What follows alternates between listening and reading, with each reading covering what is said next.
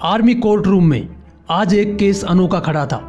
छाती तान अफसरों के आगे फौजी बलवान खड़ा था। बिन हुक्म बलवान, तूने ये कदम कैसे उठा लिया? किससे पूछकर उस रात तू दुश्मन की सीमा में जा लिया? बलवान बोला, सर जी ये बताओ कि वो किससे पूछकर आए थे? सोए फौजियों के सिर काटने का फरमान कौन से बाप से लाए थे?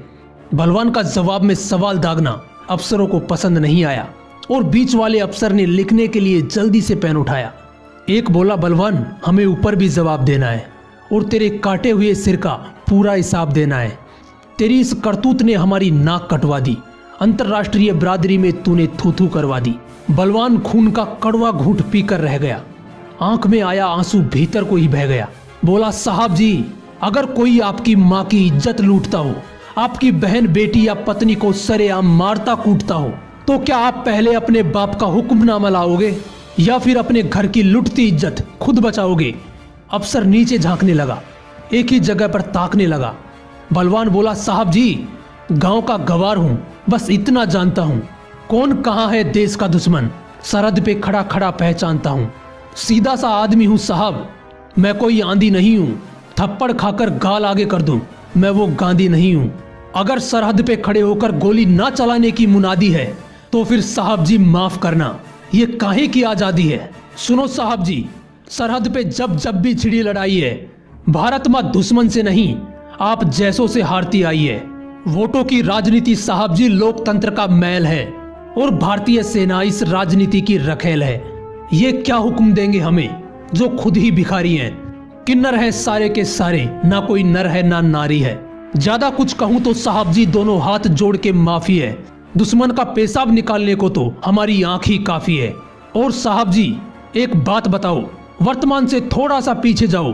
कारगिल में जब मैंने अपना पंजाब वाला यार जसवंत खोया था, आप गवाह हो साहब जी, उस वक्त मैं बिल्कुल भी नहीं रोया था। खुद उसके शरीर को उसके गांव में जाकर मैं उतार कर आया था। उसके दोनों बच्चों के सिर साहब जी मैं पुचकार कर आया था।